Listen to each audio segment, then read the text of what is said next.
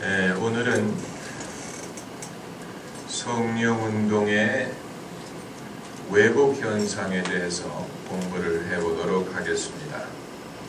오늘의 주제는 여러분이 성령운동에 대하여 어느 정도 기본적인 지식을 갖고 계신 것을 전제로 합니다.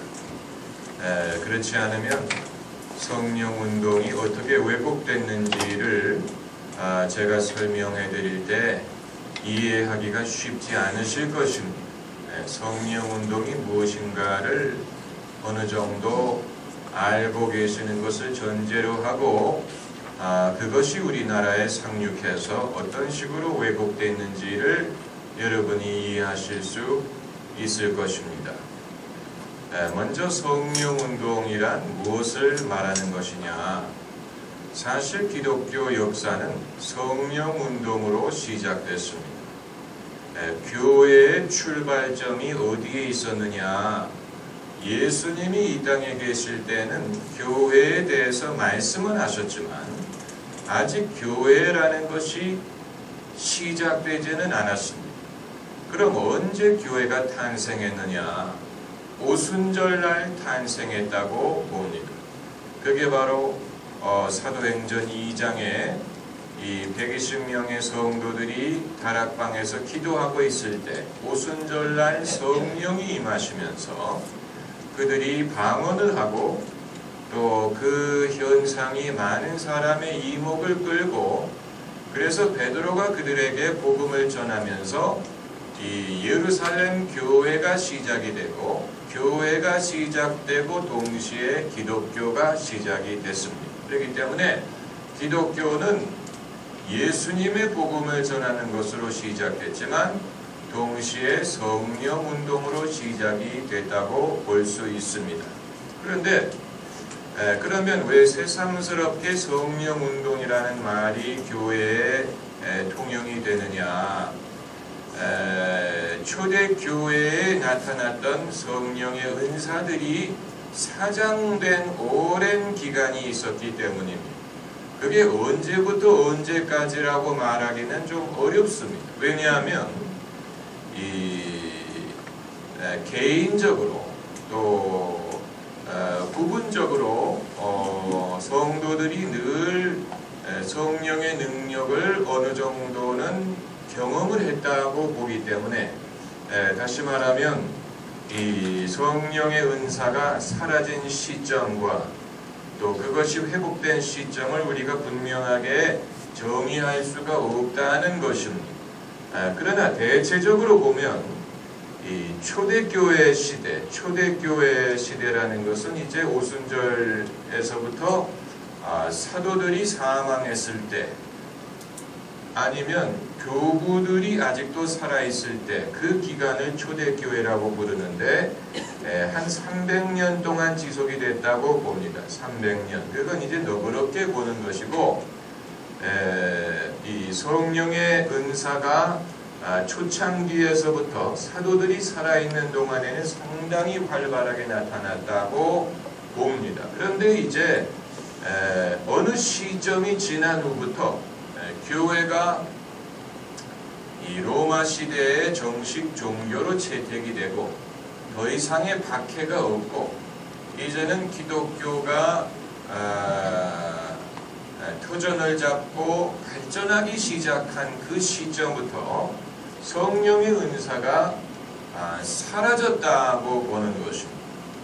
얼마만큼이 사라졌는지는 잘 모릅니다. 왜냐하면 그 이후에도 병자가 낫는다든가 또 예언을 한다든가 이런 일은 지속이 됐기 때문에 성령의 역사가 다 없어졌다고 말할 수는 없지만 적어도 거기에 대한 관심과 또 거기에 대한 가르침과 또 거기에 대한 믿음은 많이 사라진 게 사실이. 다시 말하면 교회가 더 이상 성령의 은사에 대해서 가르치지 않았고 또 성도들이 그것을 구하지 않았고 믿지 않았고 기대하지 않았어요.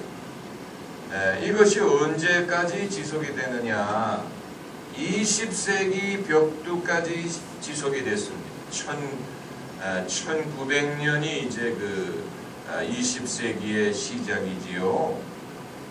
그때까지 이게 지속이 되다가 이제 20세기가 시작되는 벽두에 성령의 은사가 다시 나타나기 시작을 했습니다. 적어도 이것이 이제 공식적인 교회의 역사입니다. 그래서 성령의 은사가 방언으로부터 시작이 되고 방언, 또 예언, 방언 통역, 그리고 신유, 그 이외 성령의 은사들이 회복되기 시작하면서 그게 이제 미국에서 시작이 됐습니다. 이러한 운동을 이 오순절 운동이라고 부릅니다. 오순절 운동은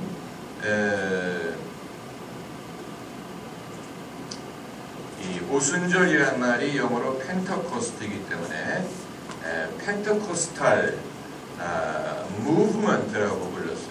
왜냐하면 이것이 처음에는 어떤 무슨 교단이라든가 제도적으로 시작한 게 아니고 부흥운동으로 시작이 됐었기 때문입니다. 그래서 이 오순절, 왜 오순절이란 말을 썼느냐?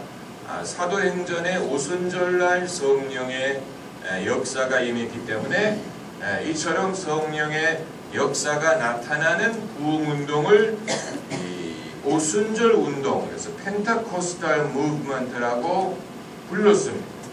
이 오순절 운동은 애초부터 성령의 은사를 경험하고 성령의 은사를 회복하기 위한 운동이었습니다. 그 이상도 아니고 그 이하도 아니었어요.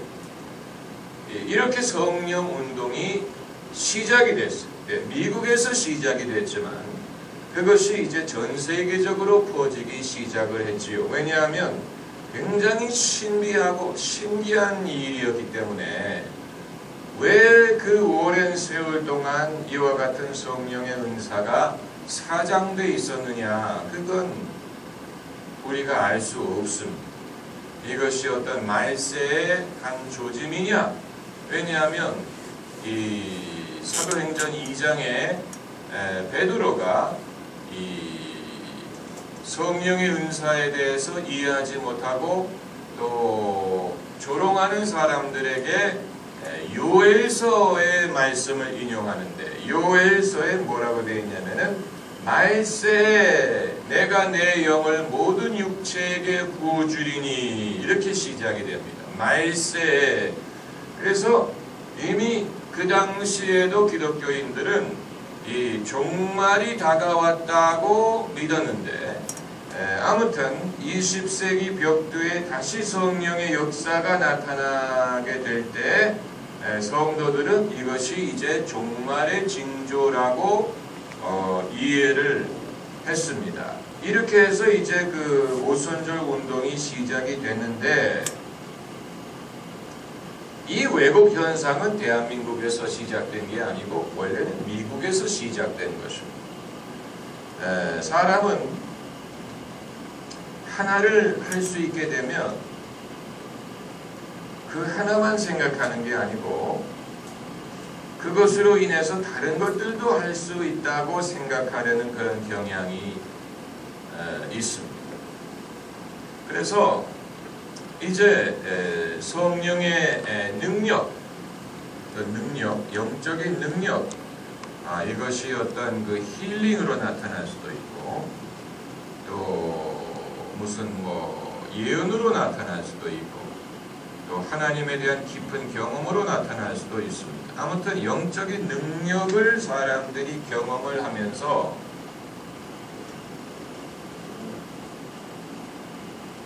이러한 능력이 애초에 하나님이 허락하신 성령의 은사의 범위뿐만이 아니고 다른 데까지도 적용될 수 있다고 생각을 하기 시작했던 것 같습니다.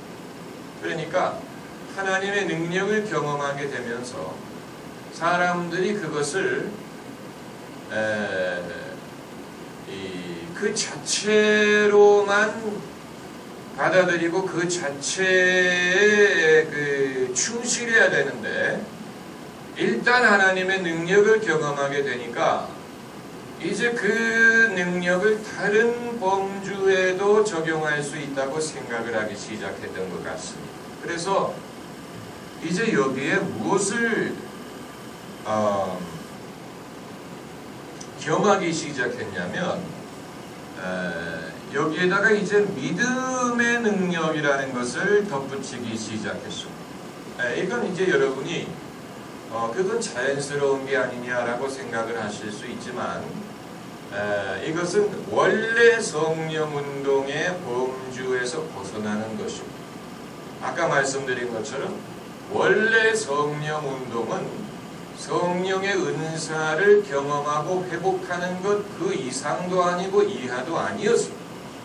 그렇게 시작한 것입니다. 그런데 일단 사람들이 하나님의 능력을 경험하게 되니까 그것을 확대하기 시작했는데 여기에 이제 그 믿음이라는 것을 덧붙이기 시작했어요.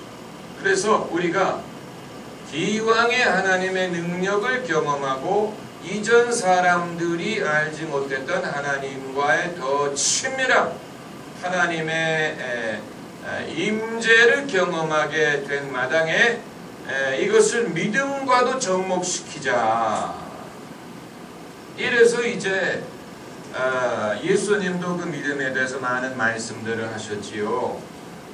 이 산더러 들려 바다에 던지우라 하며 마음에 의심하지 아니하면 그대로 되리라.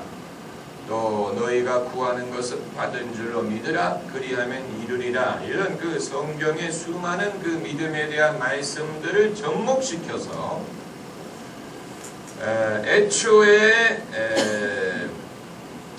성령의 은사의 회복으로 시작되었던 것이 이제는 우리가 우리의 믿음을 사용하면 우리의 구하는 것, 우리의 소원하는 것을 이룰 수 있다는 쪽으로 발전하기 시작하면서 이것이 성령운동의 왜곡을 가져왔습니다. 이것은 이제 미국에 이런 것을 주로 가르치는 사람들이 있었어요. 원래 이 펜테코스탈 무브먼트가 이제 교단으로 발전하기 시작을 하지요.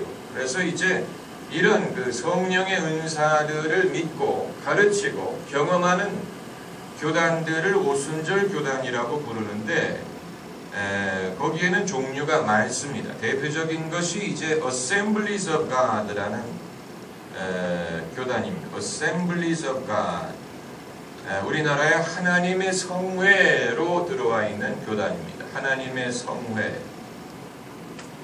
이것이 미국의 대표적인 오순절 교단이지만 유일한 교단이 아니고 그 이외에도 펜테코스탈 홀리네스라는 교단도 있고 또 Church of God라는 교단도 있고 그리고 코직이라고 이제 그 Church of God in Christ, Church of God in Christ라는 교단도 있고 그런 이제 여러 오순절 교단들이 발전했습니다. 제가 왜 이것을 열거하느냐면 이런 어떤 교단도 이런 어떤 오순절 교단도 성령의 능력에다가 믿음을 접목시키는 데에는 가담하지 않았다는 사실을 말씀드리기 위한 것입니다. 이 가장 대표적이고 가장 큰 오순절 교단인 Assemblies of God, 하나님의 성회, 우리나라에도 하나님의 성회로 들어와 있는데 그 교단은 애초의 성령운동의 그 범주에 머물러 있습니다. 성령의 은사, 예언, 영분별, 귀신 내쫓음, 병고침. 그런데 여기서 우리가 잠깐 이 뒷걸음질을 해서 그러면 주님이 성령의 은사를 주신 목적이 무엇이냐부터 다시 밝혀야 됩니다. 왜냐하면 그걸 우리가 깨닫게 되면 성령의 능력에서 믿음으로 발전한, 믿음을 가르치는 그런 발전이 왜 원래 하나님의 목적에서 벗어나는가를 알 수가 있기 때문에, 성령의 은사를 하나님이 주신 가장 큰 이유는 마가복음 16장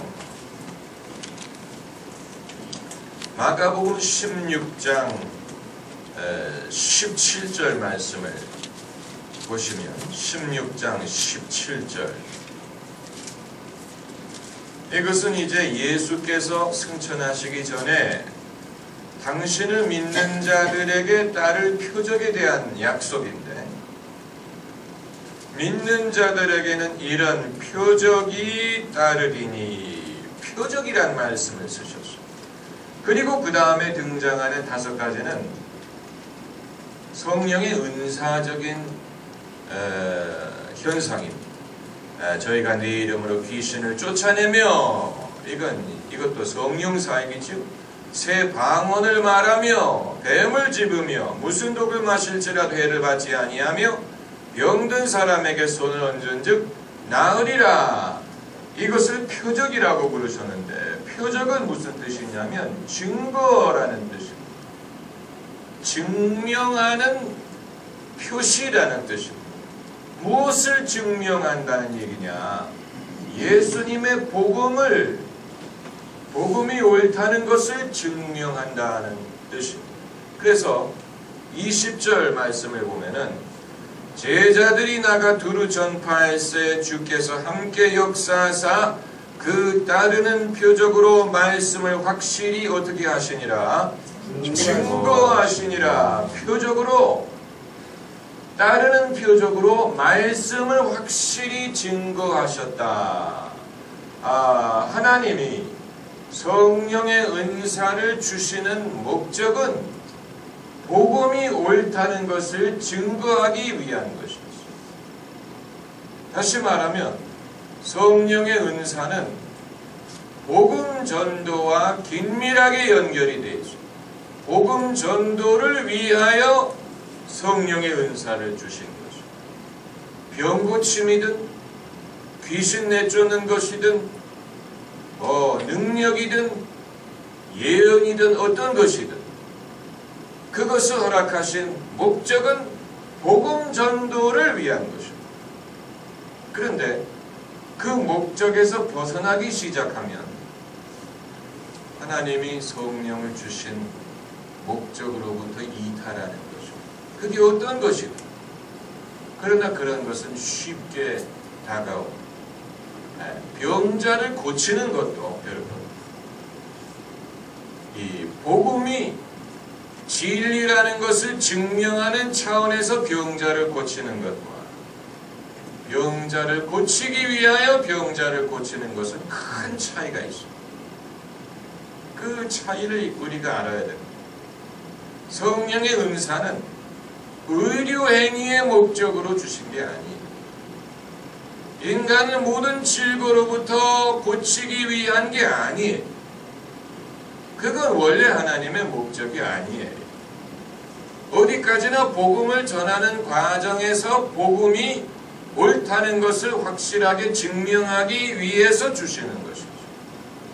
그러나 사람들은 한번 병고침을 경험을 한다든가 병고침이라는 것이 있다는 것을 안 다음에는 그것을 개별적으로 떼어내서 복음 증거의 상황과는 관계가 없이 그냥 병고침을 위한 병고침을 구할 때가 많아요.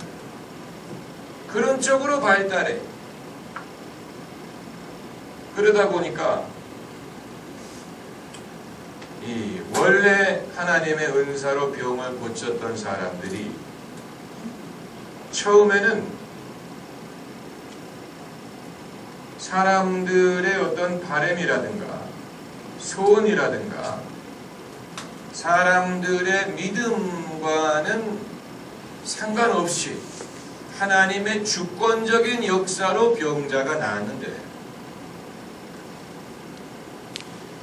그 다음에는 사람들이 병자가 낫는 것을 보니까 너도 나도 병을 고치기 위해서 모여들기 시작을 하면서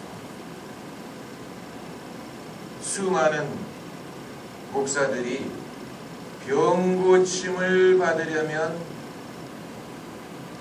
이렇게 하라는 식의 설교를 하기 시작했어요.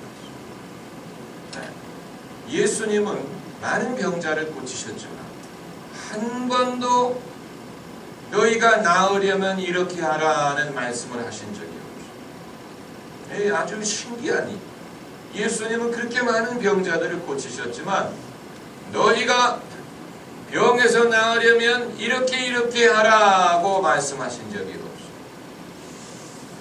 예수님은 당신의 메시지의 초점을 어떤 병 고침이라든가 이런 데 맞추지 않았어요.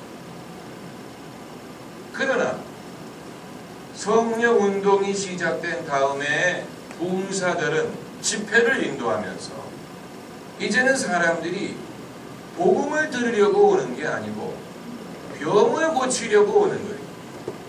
기적을 경험하려고 오는 거예요. 이것이 사람들이 모여드는 동기예요.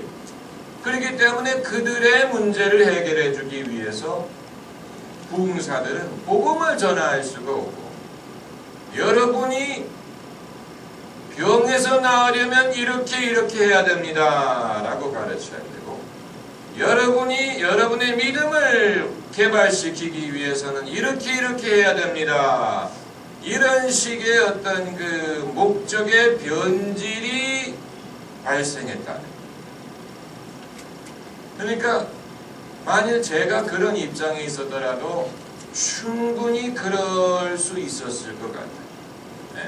애초에는 어떤 내가 병자를 고쳐야지라는 그런 의도가 없는데 하나님의 주권적인 역사로 병자가 나았지만 이제 일단 사람들이 그 소식을 듣고 모여들기 시작한 다음에는 이제는 원래의 그 메시지의 순수함을 유지할 수가 없는, 왜냐하면 사람들이 기적을 바라고 보이기 때문에 이제는 그들의 어떤 그 필요를 채워주기 위해서는 여러분이 하나님의 능력을 경험하려면 이런 식의 믿음을 가져야 되고 여러분의 믿음을 이런 식으로 활용해야 되고 이런 식으로 이제 그 메시지가 바뀌게 되는 것이죠. 그래서 이런 그 현상이 미국에서 일어났어요. 미국에서 일어났는데 수많은 부흥사들이 있었지요. 특별히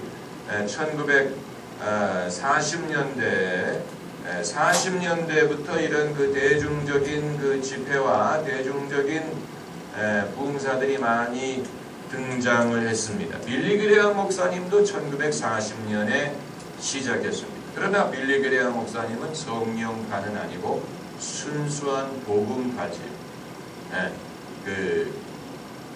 빌리 그레엄 집회에서 무슨 병자들을 위해서 기도를 한다든가 무슨 뭐 방언받기를 위해서 기도한다든가 그런 게 전혀 없지요. 빌리 그레엄 목사님의 집회는 순수하게 복음을 전하고 예수님을 영접시키는 것을 목적으로 삼는 집회.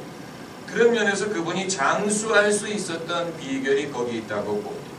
애초에 그 복음의 순수함을 유지했다는 것. 그러나 그 당시에 그 비슷한 그런 그 명성을 누렸던 오럴 로버츠 목사 같은 사람, 이분도 유명한 부흥사입니다.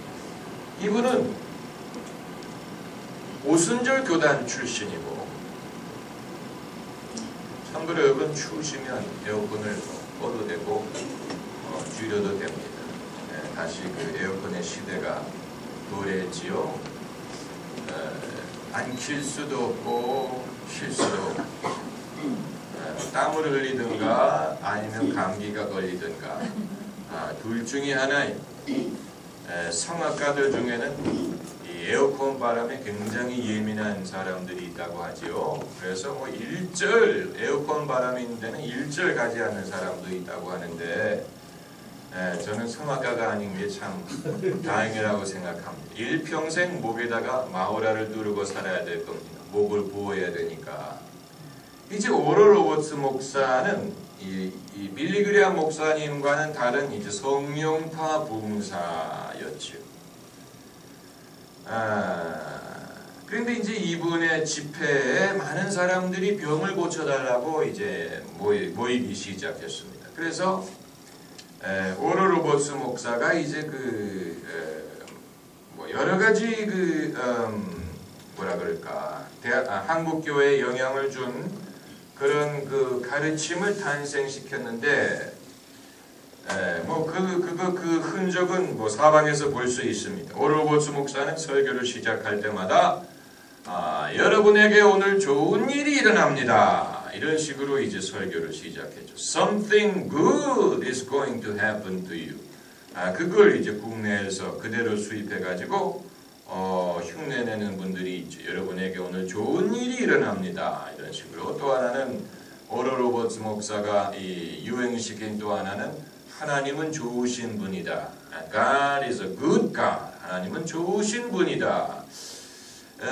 성경적인 말씀 맞아요. 하나님이 좋으신 분이라는 건 맞는 얘기입니다. 하나님의 선하심과 인자하심이 정녕 나를 따르리니. 그런데 하나님의 좋으심을 강조하기 시작한 것은 뭔가 수상한 구석이 있는 거예요. 무슨 말인지 아시겠습니까? 왜 새삼스럽게 하나님의 좋으심을 강조하느냐? 이건 이제 뭔가 하나님이 우리가 제대로 믿기만 하면 우리의 소원을 이루어 주신다라는 면을 강조하기 시작했기 때문에 그냥 하나님이 좋다는 걸 말하고자 한 게 아니고 사람이 믿음을 제대로 갖기만 하면 하나님이 그 사람의 소원을 이루어 주신다는 말을 하기 위하여 하나님이 좋으신 분이다라는 것을 강조하기 시작했다는 거죠. 그리고 또 하나는 이제 여러분의 믿음을 풀어놓으라는 말을 개발했습니다. Release your faith라는 사실 성경에 등장하지 않는 개념입니다. 믿음을 풀어놓으라. 그래서 이제 이 원칙을 보여주는 성경 구절로 자주 인용하는 것이 이제 12의 혈루병 걸렸던 여인이 마음속으로 내가 예수님의 겉옷에 손을 대기만 해도 나으리라 라고 마음을 먹고 자기 마음 먹은 대로 예수님의 옷에 손을 댄 것이 자신의 믿음을 풀어놓은 행위고 믿음을 풀어놓았을 때 하나님의 능력을 경험했다. 이제 이런 신학을 개발한 것입니다. 그래서 성도들에게 여러분도 여러분의 믿음을 풀어놓으라. 그런데 이제 그게 구체적으로 무엇을 뜻하는지는 잘 사람들이 모르는 뭔가 믿음이라는 것이 사람이 자기 임의로 사용할 수 있는 무슨 신용카드라든가 ATM 카드, 현금 기계 카드처럼 이제 가르친 여러분의 믿음을 갖고만 있으면 안 되고 그것을 풀어놓을 때 어떤 능력을 경험할 수 있다. 이런 식으로. 그것뿐만이 아니고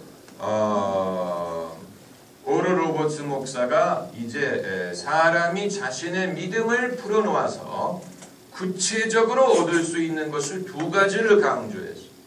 첫째는 건강이고 둘째는 축복이었어요. 우리는 기복신앙이 대한민국에서 시작됐다고 보지만 기복신앙이 원래는 미국에서 시작됐어요. 그러니까 신약 성경의 수많은 예수님의 말씀과 복음의 진리 중에서 사람이 자신의 믿음을 통하여 얻을 수 있는 것을 두 개로 압축해가지고 그것을 건강과 축복이라고 정의했습니다. 여기에서 이제 소위 health and wealth gospel이란 말이 등장을 하게 되는 거예요. health and wealth. health는 건강이고 wealth는 축복. health and wealth 뭡니까? 이 음률이 맞잖아요. 그래서 여기서 health and wealth gospel이란 말을 별명을 듣게 되는데 이거 맞는 별명입니다. 왜냐하면 이 파에 속한 사람들이 뭐 침을 튀기면서 믿음을 강조하고 믿음을 가르치는데 결국 그 믿음을 통해서 얻고자 하는 것이 이 두 가지, 건강과 축복. 그 이외의 것에 대해서는 별로 말하지 무슨 뭐 세계 선교라든가 무슨 뭐 성결이라든가 무슨 뭐 성령 충만이라든가 뭐 복음화라든가 이런 것보다는 이 두 가지에 연연했지요. Health and wealth.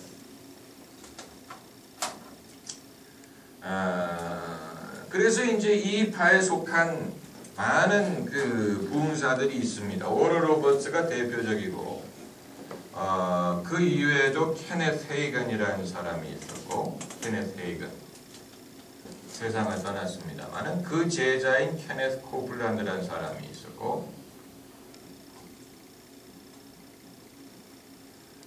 그리고 이제 그 이외에도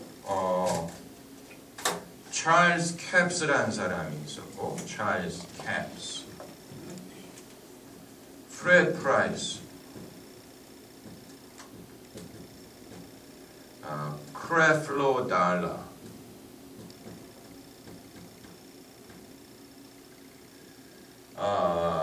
뭐 그 이외에도 많이 있어요. 국내에 소개된 많은 사람들이 있습니다.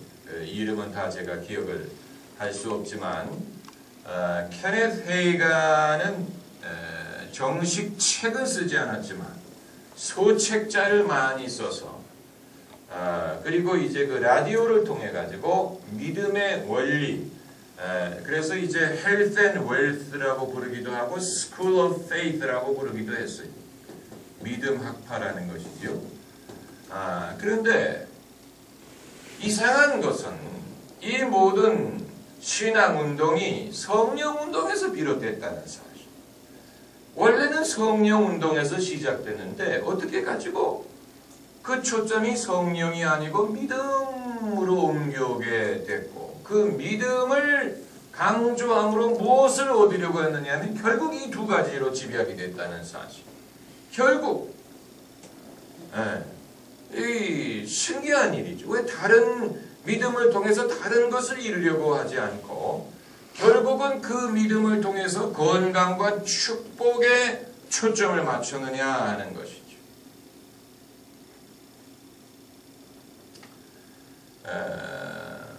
이제 여기에 이제 정확하게 같은 파라고 할 수는 없지만 어느 정도 영향을 받은 사람이 이제 그 베니힌.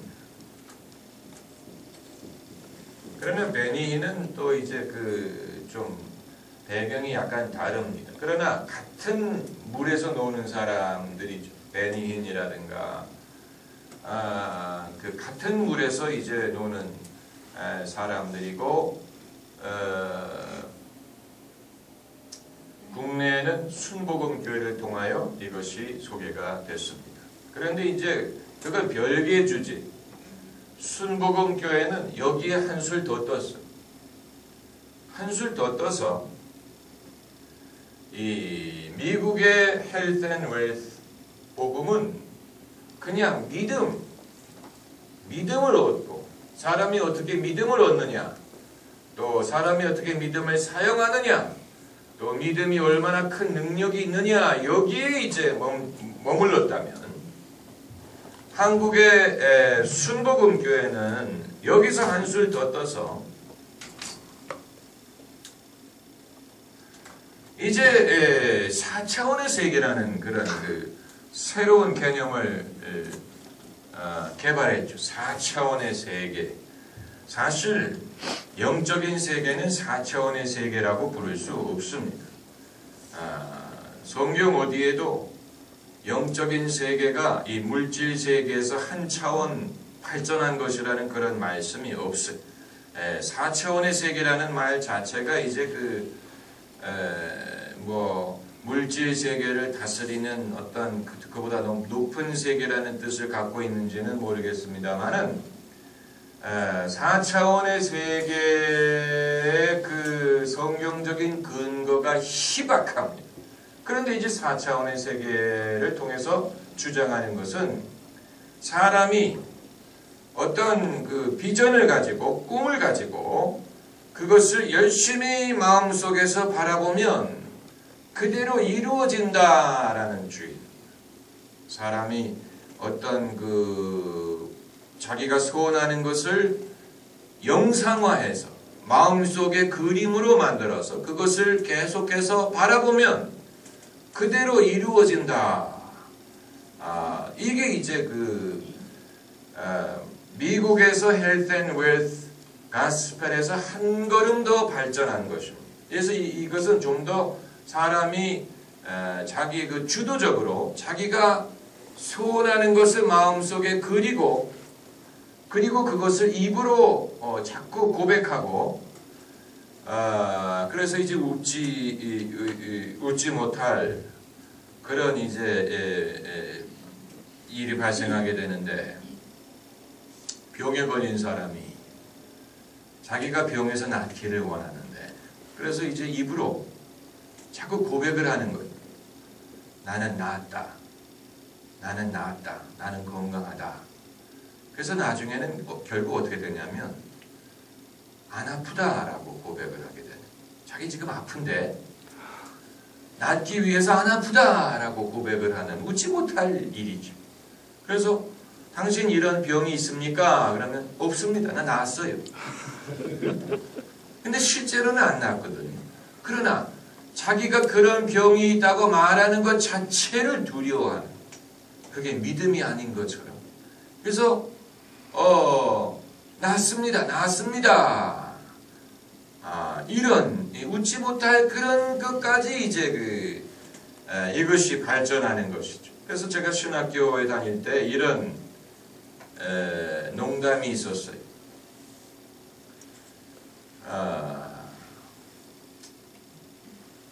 칼빈주의, 예정론자는 세 사람이 지옥에 갔는데 한 사람은 예정론자고 한 사람은 자유의지론자고 한 사람은 성령주의였다.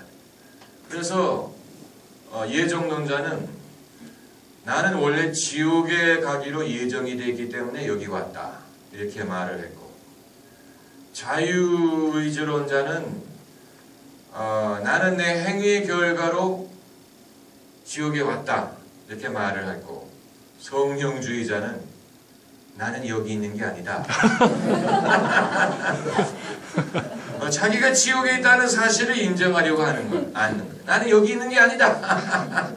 네, 여러분 그런데 사실 그게 성령주의자라고 말하면 안 되고 헬스 앤 웰스 학파가 그렇게 가르친 것이죠. 그런데 이제 이게 대한민국에 건너와 가지고는 좀 더 뭐라 그럴까, 사람이 주도적으로 목표를 세워야 되고 목표를 세우라는. 그래서 주로 이제 숫자적인 수치로 그것을 많이 말합니다. 그래서 15평 아파트에 사는 사람이 나는 요 다음에는 25평 아파트로 이사하는 것이 꿈이다. 이런 식으로 목적을 정하고 마음속으로 25평 아파트에서 사는 것을 이제 그리라는. 방이 3개고 화장실이 2개고 더 넓고 더 좋고 이런 이제 그런 것을 그리라는. 그럼 그대로 이루어진다는. 이제 그런 식으로 그 다음에는 이제 34평을 그리고 이런 식으로. 이것은 사실 성경적인 근거가 어디 있느냐라고 물어보면, 성경은 사실 사람이 자기가 어떤 생각을 가지고 성경에서 증빙해 줄 만한 구절을 찾기 시작하면 뭐든지 찾을 수 있어요. 사실 뭐든지 찾을 수 있죠. 그러나 대표적인 구절이 찾아봅시다. 주로 창세기에 나오는데 창세기 15장에 한 구절이 나오죠. 창세기 15절에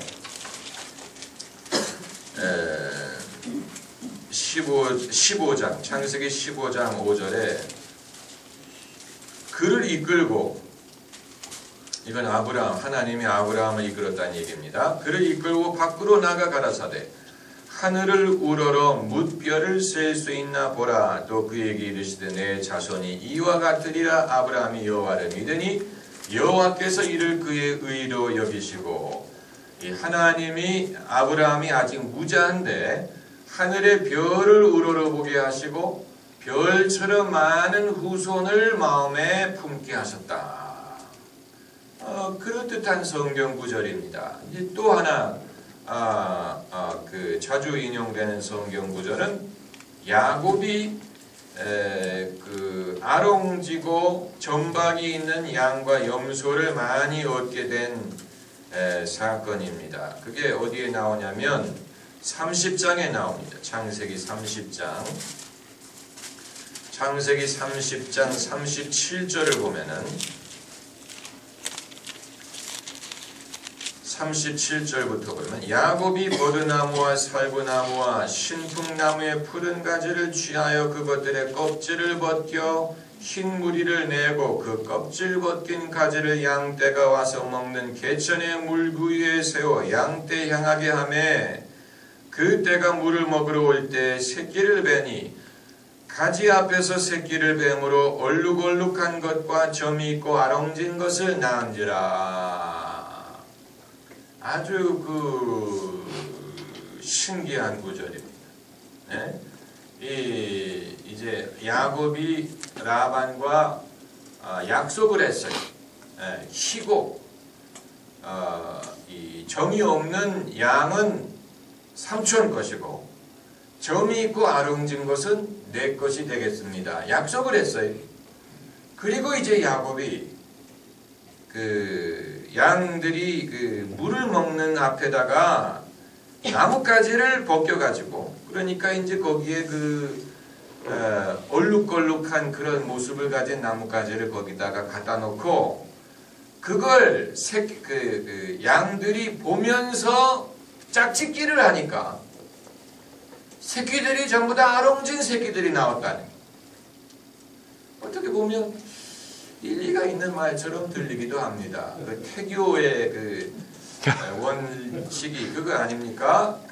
임산부는 좋은 것만 보고 좋은 것만 듣고 그래야 아기도 좋은 아기가 태어난다. 그래서 나쁜 거, 흉한 거는 보지도 말라고 그러잖아요. 그러니까 이제 어느 정도 일리가 있는 것처럼 들리기도 합니다만은 사실 야곱은 사기를 친 거예요. 자기의 삼촌을 등친 것. 왜냐하면 결국 삼촌의 양들을 자기가 이제 키우면서 약속을 하고 이제 아롱진 새끼들을 많이 낳게 하기 위하여 이 방법을 쓴 거니까 어떻게 보면 좀 정직하지 못한 방법이기는 합니다만은 이것을 따온 거예요. 4차원의 이 학파가 이것을 따와가지고 사람이 짐승도 자기가 보는 대로 열매를 맺는 것처럼 사람도 마음속에 자기가 원하는 것을 그리고 그것을 끊임없이 입으로 고백을 하면 이루어진다.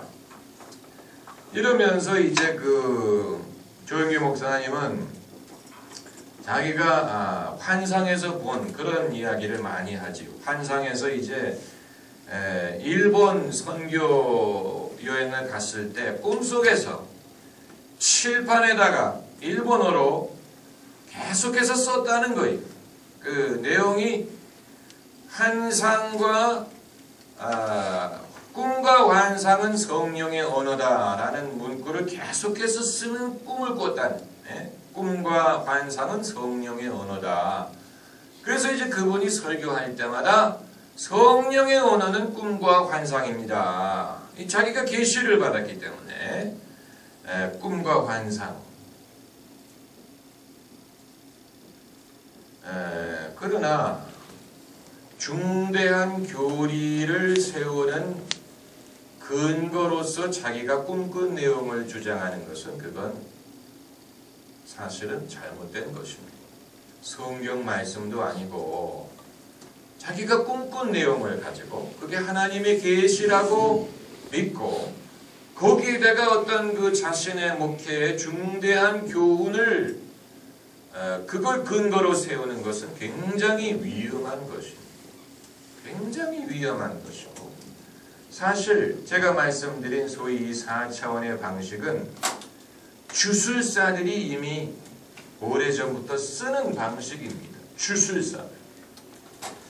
주술이라는 것이 주술이라는 게 있어요. 주술. 주술은 매직이라는 말인데 매직 하면 우리는 이것도 매직이죠. 매직 하면 우리는 그 마술 쇼를 생각하죠. 어떤 트릭을 사용해서 이건 어디까지나 그 속임수죠. 그렇지만 원래 매직은 그런 속임수에 의존하는 게 아니고 영적인 힘을 빌려서 능력을 행하는 것을 주술이라고 불렀습니다. 주술. 아프리카의 주술사들이 있고 또 아프리카의 그 주술사들이 그 브라질 같은 데도 많이 영향을 미치고 있죠. 그 브라질의 리오데자네이로 해변가를 아침에 새벽에 가보면 밤에 주술사들이 거기에 피어났던 그 촛불이 수도 없이 많다고 하는데 그 주술사들이 아직도 제3세계에서는 많은 그런 그 영향을 끼치고 있습니다. 그 주술사들이 무엇을 하느냐? 어떤 주술적인 방법을 통하여 사람의 소원을 이루게 하는 것입니다. 그들이 어떤 방법을 쓰는지는 사실 알고 싶지 않아요. 여러분도 그런 걸 알려고 하면 안 됩니다. 왜냐하면 그런 걸 배우기 시작하면 신앙의 순수함을 잃어버려요. 한번 순수함을 잃어버리게 되면 그 피해는 영원히 지속돼요. 예수님은 주술적인 방법을 가르치지 않았어요. 너희가 어떻게 하면 너희의 소원을 이룰 수 있느냐 이런 비결을 예수님은 가르치지 않았어요. 예수님이 몇 가지 그런 원리를 가르친 적은 있어요. 믿고 의심치 아니하면 그대로 되리라. 또 이 산더러 이 뽕나무더러 바다에 던지우라 하며 내 말한 대로 이루어질 줄 믿으면 이런 이제 말씀을 하셨지만 예수님은 그것을 어떤 개인의 소원을 이루는 방편으로 가르치지 않았습니다. 아마 예수님은 영적인 세계에 대해서 당신이 말씀하신 것보다도 더 많은 것을 알고 계셨던 것 같아요. 예수님은 영적인 세계를 알고 계셨고 영적인 힘을 통해서 이 세상을 변화시키는 그런 능력을 갖고 계신 분이었습니다. 그 대표적인 예가 뽕나무를 저주했더니 뽕나무가 무화과나무가 뿌리채 마른 일이라든가 또 바람과 바다를 꾸짖었더니 잠잠해진 일이라든가 이런 것은 예수님이 영적인 파워를 가지고 이 물질 세계를 다스릴 수 있는 권한이 있었다는 것을 보여주는 것이죠. 그러나 과연 예수님이 그것을 제자들에게 가르치셨느냐? 그건 불분명합니다. 예수님이 사람들이 잘못하면 그런 것을 통하여 어떤 그 잘못된 동기로 영적인 파워를 사용하려는 유혹에 빠질 수 있다는 것을 아셨던 것 같아요. 그런 유혹은 모든 사람에게 존재합니다. 이 사도행전을 보면 그런 사람이 나옵니다. 그게 바로 이 사마리아의 마술사입니다. 사마리아의 마술사. 사도행전 8장을 보면 사도행전 8장에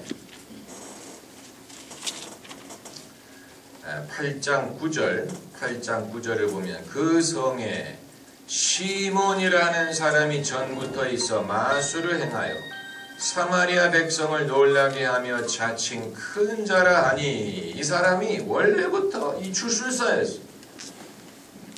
magician, 마술사 출신이, 영적인 파워라는 게 뭔지를 아는 사람이.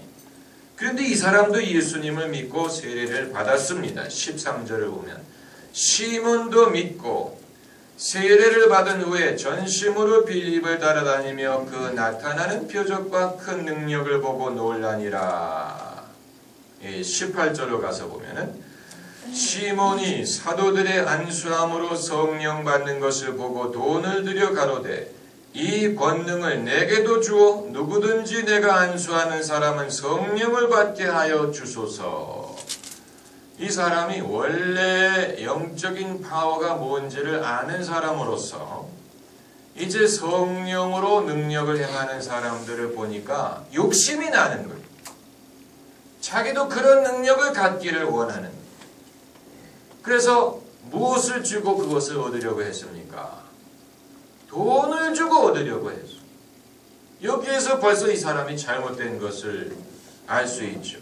돈을 주고 이 권능을 내게도 주어 누구든지 내가 안수하는 사람은 성령을 받게 하여 주소서. 왜 이런 소원을 가졌을까? 내가 누구에게 안수하면 그 사람이 성령 받는 것은 그건 좋은 소원이 아니냐, 그건 경건한 어떤 욕심이 아니냐라고 생각할 수 있지만 사실 이건 그리스도인들에게 찾아올 수 있는 큰 유혹입니다. 영빨이 있기를 원하는, 사실 목사들이 제일 원하는 게 이런 겁니다. 나도 사람들에게 안수만 하면 뒤로 뻥뻥 넘어지고 안수만 하면 막 병자가 낫고 뭐 안진병이 일어나고 그러면 나는 큰 목사가 되고 큰 교회를 이룰 텐데 왜 하나님은 나에게 이런 은사를 안 줄까? 많은 목회자들이 그런 비밀스러운 어떤 의구심을 갖고 있습니다. 하나님에게 늘 기도합니다. 하나님 나에게 사도 바울과 같은 능력을 주시고 베드로와 같은 능력을 주셔서 내가 안수하면 뭐 안진병이 일어나고 소경이 눈을 뜨게 하여 주시옵소서. 여기 옳은 기도처럼 들리는데, 옳은 기도처럼 들리지만 거기에는 인간적이고 육신적인 욕심도 함께 포함이 되어 있습니다. 도대체 누구의 영광을 위하여 그런 능력을 구하느냐? 그래서 누가 사람들의 칭찬을 받고 누가 사람들의 이목을 받기를 원하느냐? 그래서 누가 스타가 되기를 원하느냐? 이런 생각을 해야 됩니다. 그래서 만일 하나님이 나에게 그런 능력을 주었을 때 과연 내가 그것 때문에 교만해진다든가 영적으로 교만해진다든가 심지어 이단 교주가 되지 않으리라는 보장이 어디 있느냐. 사실 그런 일들을 우리가 너무 많이 봤거든요. 처음에는 순수하게 그런 능력을 사용하는 것 같았는데 나중에는 자기가 교주가 되고 자기가 예수님을 대신하려고 하는 그런 사람들을 많이 봤어요.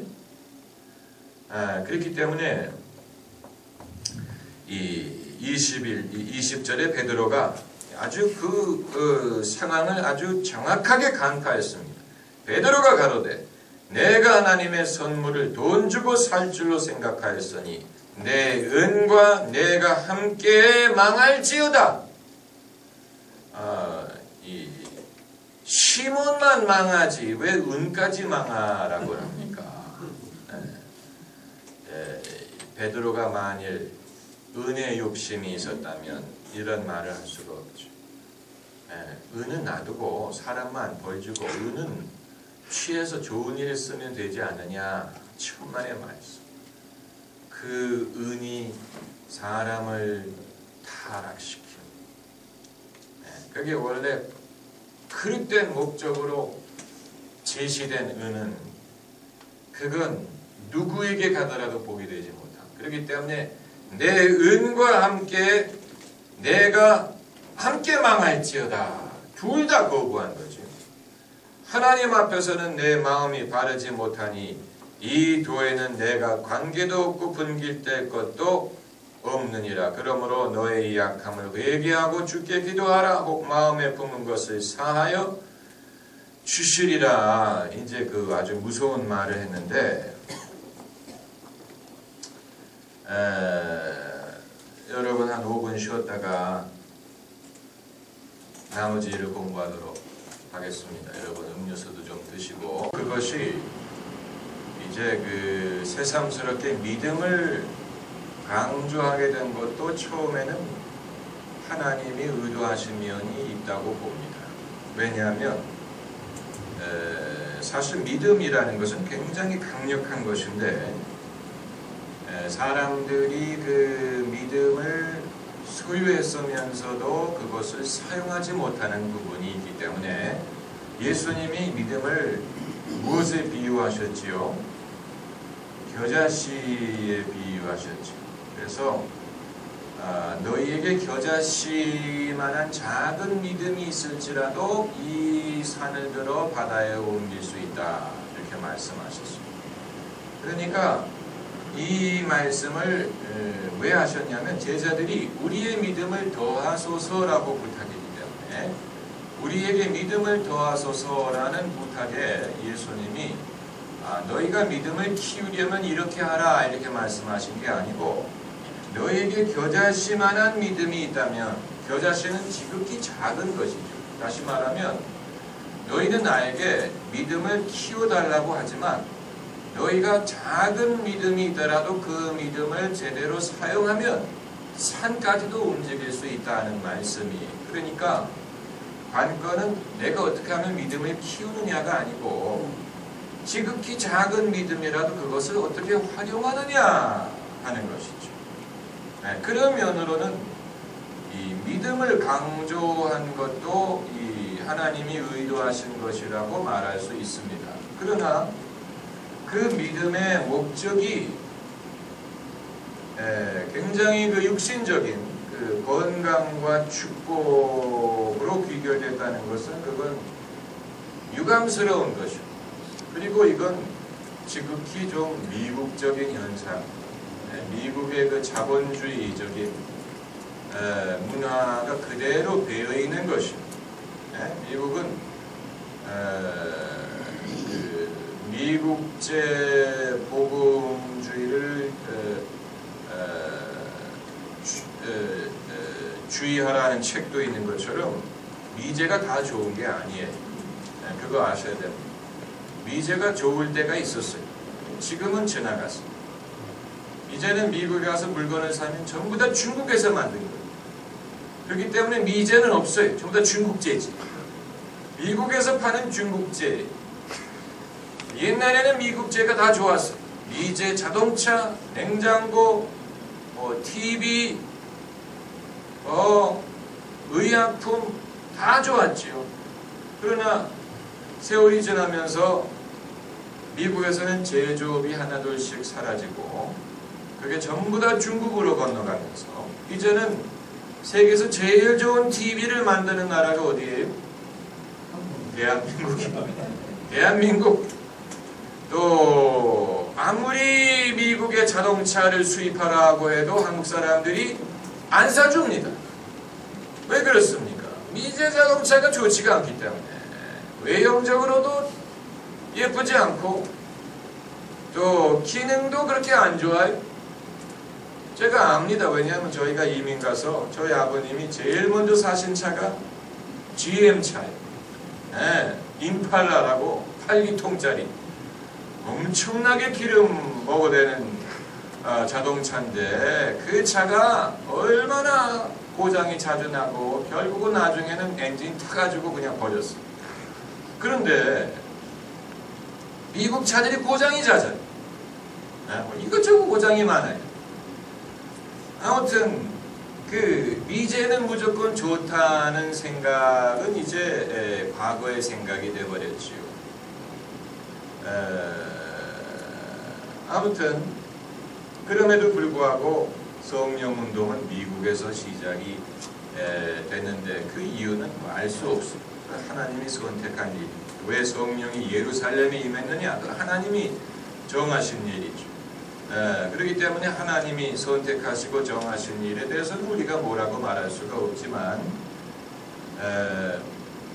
그 순수함을 유지하는 사람들이 있고 그 순수함을 떠나서 인간적인 쪽으로 그것을 변질시킨 사람들도 많이 있습니다. 그래서 아까 제가 말씀드린 이런 부류의 사람들은 엄청나게 지탄을 받습니다. 따르는 사람들도 많아요. 그렇지만 늘 이들은 헌금을 강조하고 심고 거두는 원리를 헌금에 적용을 시켜가지고 우리의 사역에 여러분이 심으면 여러분이 풍성한 열매를 맺는다. 이런 식으로 이 헌금을 강조하고 사람이 풍족하게 사는 것이 하나님의 축복의 결과라고 가르치다 보니까 여기에 속한 사람들은 전부 다 사치스럽게 사.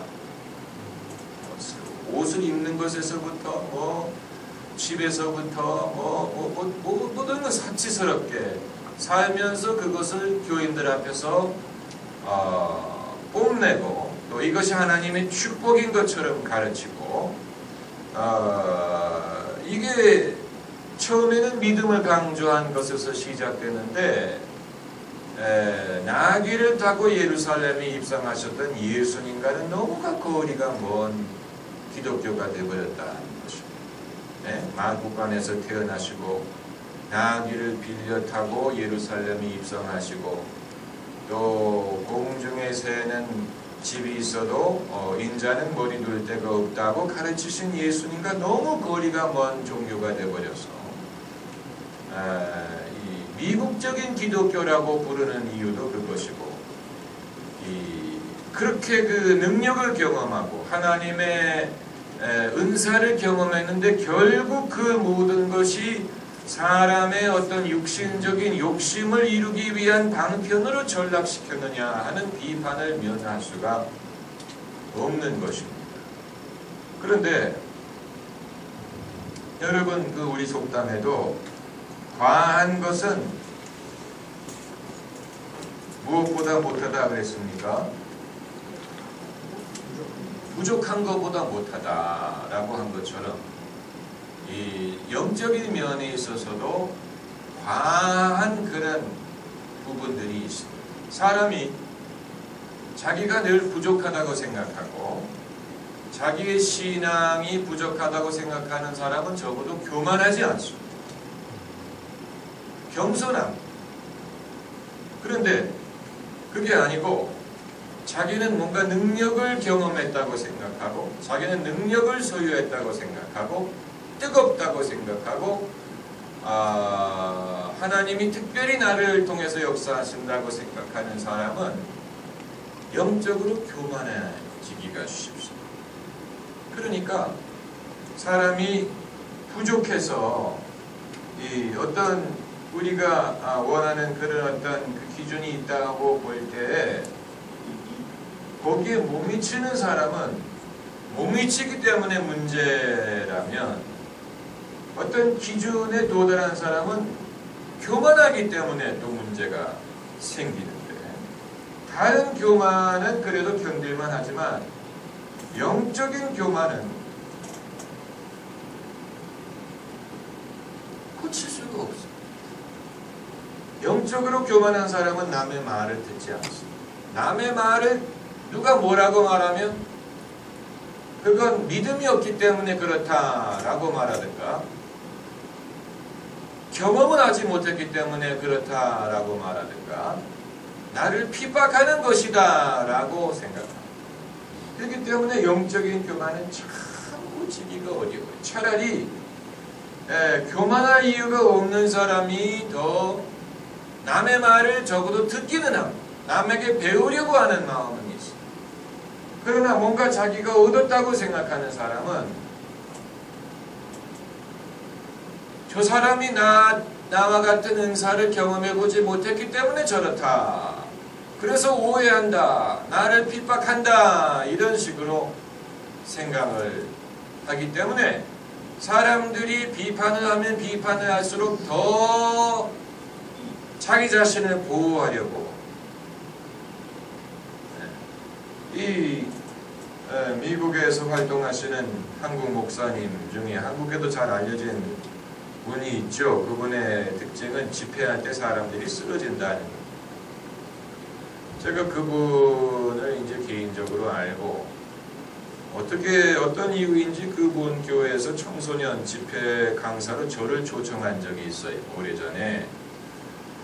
그래서 이제 제가 그 교회에 가서 집회를 인도하면서 목사님도 만나고 같이 식사도 하고 대화도 하고 그랬는데 그분이 이제 늘 하시는 말씀이 같이 식당을 갔는데 이제 한인 식당을 가니까 이제 그 한인들도 마주치고 한인 목사님들도 마주치고 그런데 이제 그런 데서는 서로 다들 인사를 합니다. 안녕하십니까 목사님 인사도 하고 그러면 이제 그 사람들이 떠난 다음에 이 목사님이 하시는 얘기가 저분들이 내가 없을 때는 나를 욕하고 나를 만나면 반가워한다 이런 얘기를 하시던데 그런데 본인은 그 하나님이 자신에게 주신 능력이 이게 진짜 능력이라는 확신이 굳건하기 때문에 거기에 대해서는 뭐 누가 뭐라고 말을 할 수가 없어요. 거기에 대해서는 어느 누구도 뭐라고 말을 할 수가 없고 듣지도 않습니다.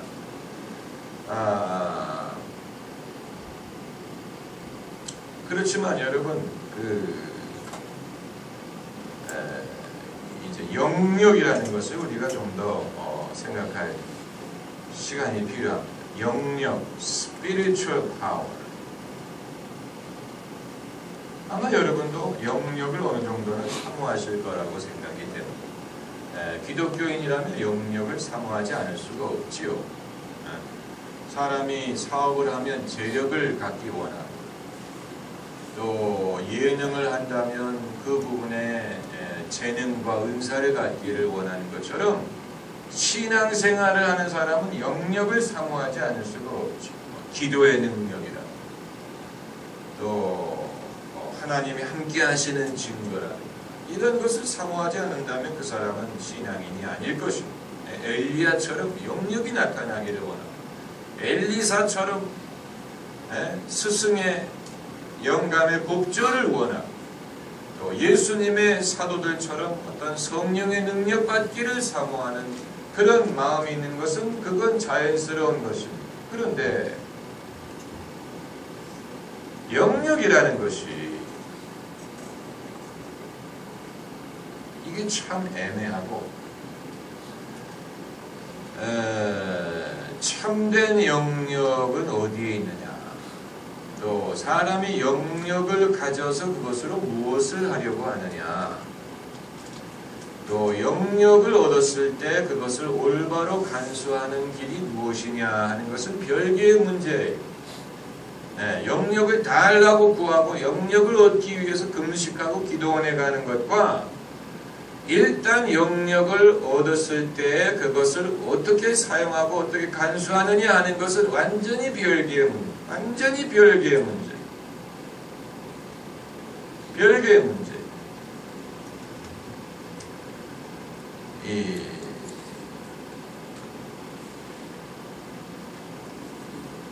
그래서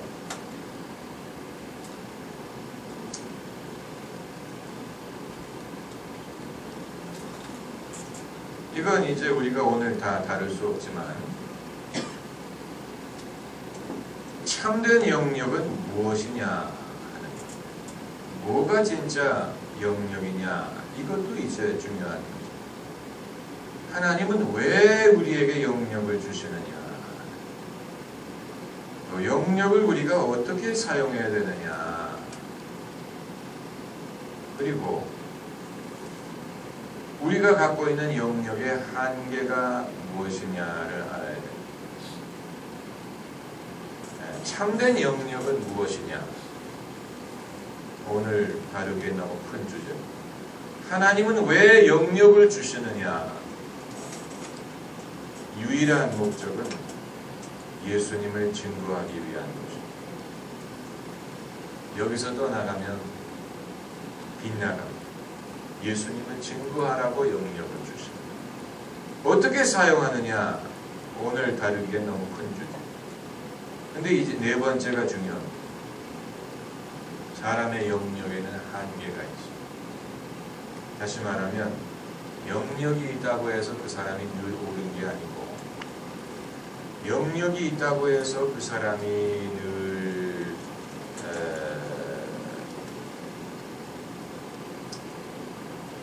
절대적인 게 아니고, 영역이 있는데도 틀릴 수가 있고, 영역이 있는 사람도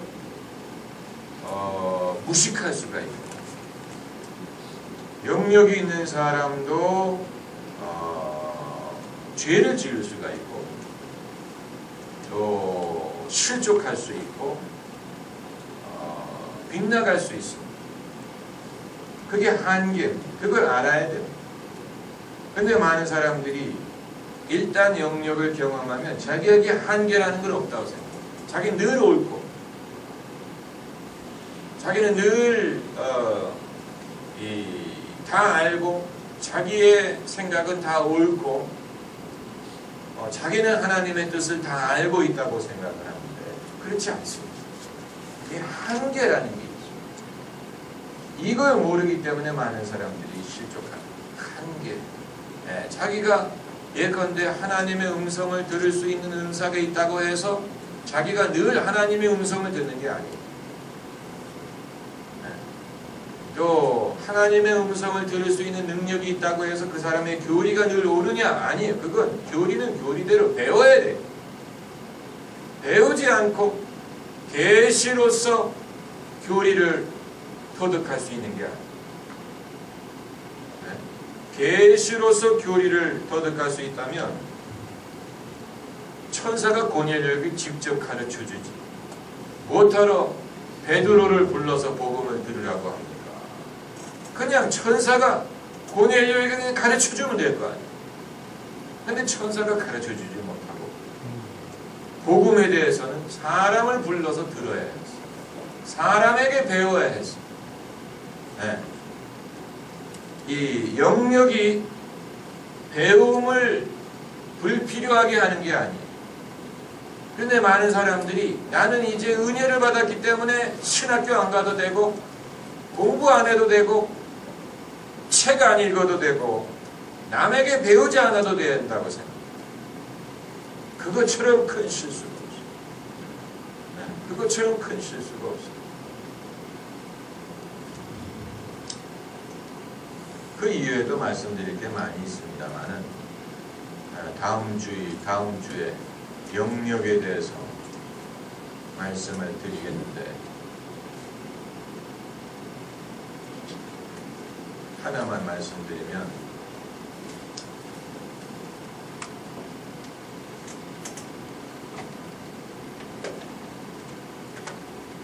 사도 바울은 자신의 경험에 대해서는 별로 말하지 않았죠. 유일하게 자기가 말했던 경험은 다메섹 도상에서 예수님 만난 경험에 대해서는 자주 말했지만, 그건 내가 이만큼 은혜를 받았다는 자랑을 하기 위한 게 아니고, 내가 이렇게 자격이 없는 죄인이었는데 하나님이 은혜를 주셔서 나를 받아주셨다는 것을 말하기 위한 것이었어요.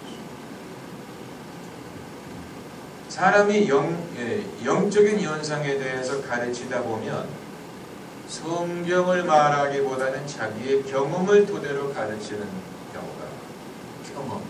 나는 이런 식으로 은혜를 경험했다. 나는 나에게 이런 일이 일어났다. 그런데 여러분, 경험에 대해서 가르치는 문제가, 가장 큰 문제가 뭔지 아십니까?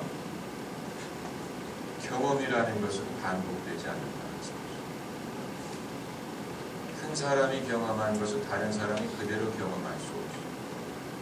그렇기 때문에 경험을 토대로 가르치는 것은 자기에게 일어난 일이 얼마나 컸는지를 말할 수는 있지만 다른 사람이 그걸 그대로 경험할 수 없기 때문에 결국은 사람들을 번민에 빠뜨리고 그릇된 인상을 심어주고 경험을 가르치는 단점이 바로 거기에요.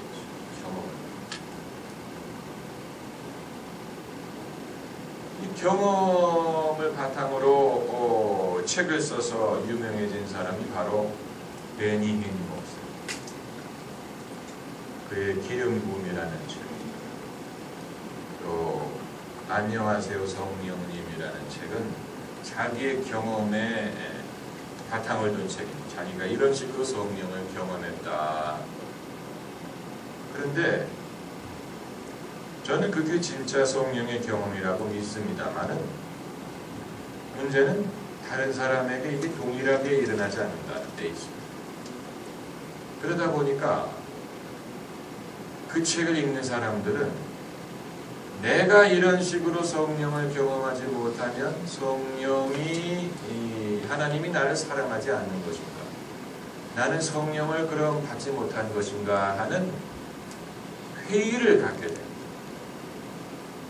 무슨 말인지 아시겠어요? 그게 무슨 책이요? 이렇게 생각하시는 분은 제가 도와드릴 수가 없습니다. 그렇기 때문에 제가 강의 초반에 여러분이 어느 정도 알고 계시다는 것을 전제한다고 말씀을 드렸는데 그거 뭐 되돌아가서 뭐 책 내용이 뭔가를 말씀드릴 수는 없습니다. 그런 게 있어요. 경험이라는 것은 사람에 따라 달라요. 사람에 따라서 경험이 달라요. 똑같은 영화를 보고도 처음부터 끝까지 손수건으로 눈물을 닦는 사람도 있고 그냥 마음이 찡한 것으로 끝나는 사람도 있어요. 똑같은 음식을 먹어도 땀을 흘리고 매워 이런 사람이 있고 뭐 간이 적당하네 라고 먹는 사람이 있어요. 똑같은 일이 나더라도 사람이 그 경험하는 방식은 달라요. 하나님에 대한 것도 마찬가지.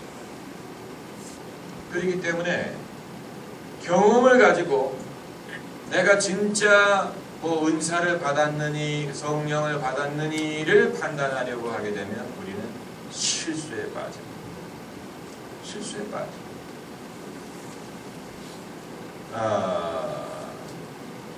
그럼 어떻게 해야 되느냐? 경험에 좌우되는 게 아니고 하나님의 말씀을 가지고 그 말씀대로 믿으면 됩니다. 구하면 주신다고 말씀하셨기 때문에 주실 줄로 믿어야지. 나는 아무개처럼 뭐 눈물 콧물 흘리고 뭐 기도하지 않았기 때문에 성령을 못 받았나 보다 이런 식으로 생각하면 나는 아무개처럼 뒤로 넘어지고 뭐 입신을 하지 않았기 때문에 뭐 나는 은혜를 못 받았다 이런 식으로 생각합니다. 그런 식으로 경험 위주로 사람의 어떤 그 하나님의 역사를 판단하려고 하면 안 됩니다. 그게 많은 그리스도인들이 방황하는 가장 큰 부분 중에 하나입니다. 여기에 많은 젊은이들이 이 문제로 고민하고 왜 나는 하나님이 이런 은사를 안 주실까 이렇게 방황을 하는 경우가 있는데 우리는 그래서는 안 될 것입니다. 오늘 강의는 여기까지 하겠습니다. 질문을 해주시기 바랍니다. 오늘 강의 내용에 대해서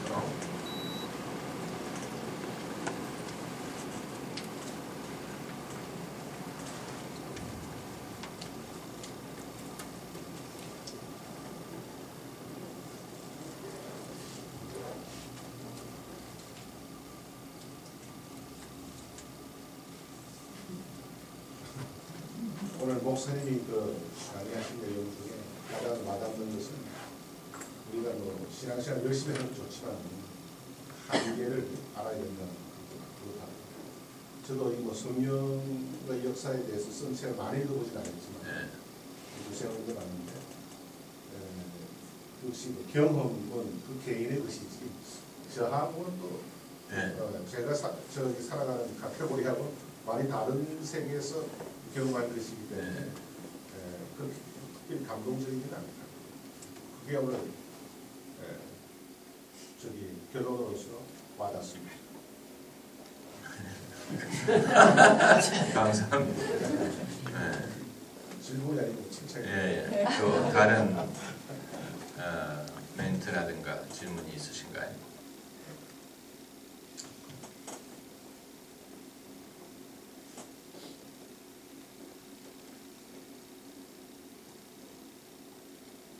정윤선 권사님 있을 것 같아요.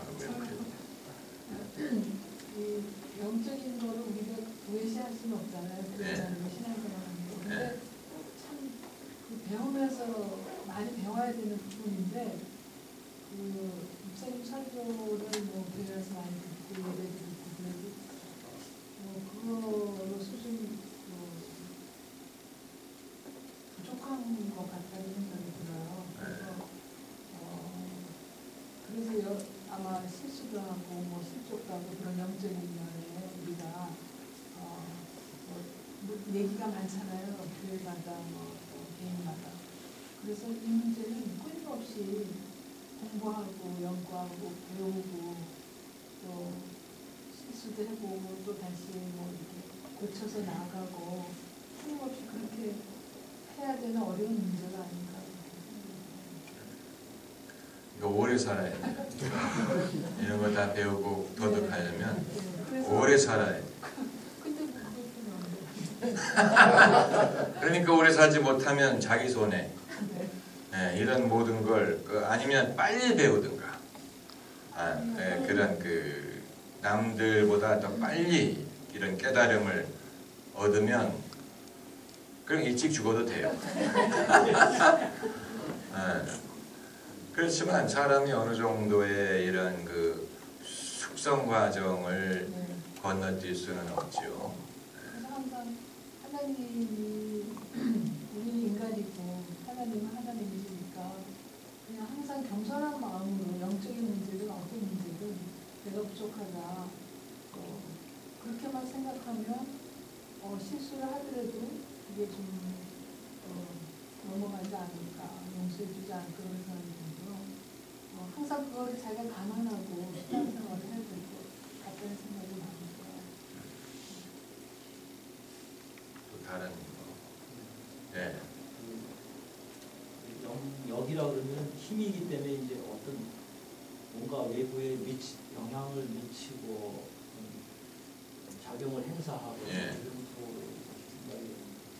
제 개인적으로는 물론 뭐 저런 또 능력이 있으면 좋지만은 그거보다는 그래서 이제 같은 영자가 들어가지만 영성 이런 어떤 표현이 될지는 모르겠는데 좀 외부의 어떤 힘을 미치는 쪽보다는 스스로 내면을 성찰하고 자신을 좀 자각하고 깨우는 쪽의 성령 그런 쪽의 영성을 교회에서 강조하고 하는 것이 좋지 않을까 저희 사회에서. 영성과 영력은 좀 달라요. 스피리추얼리티는 좀 가톨릭적인 면이 많고 타종교의 영향도 좀 받고 명상이라든가 또 물질 문명의 실증을 낸 사람들이 이제 그 대안으로 찾는 게 이제 영성이죠. 근데 성경이 말하는 영성은 지극히 단순하죠. 기도, 또 말씀 묵상, 예배 이런 식으로 영성이라는 단어는 별로 쓰지를 않죠. 나오질 않죠. 근데 영력은 이제 그 신약 성경적으로 그 하나님이 주시는 성령의 은사에 좌우되는 것으로 이건 자기 자신을 위한 것이 아니고 교회 덕을 끼치고 또 복음 증거를 위한 거죠. 그 고린도전서 14장에 방언은 자기의 덕을 세우고 예언은 교회의 덕을 세우느니라. 그러니까 이 은사의 대부분은 그 외적인 영향력 이런 목적으로 이제 주시는 것이고, 영성은 또 이게 별개의 주제입니다. 영성은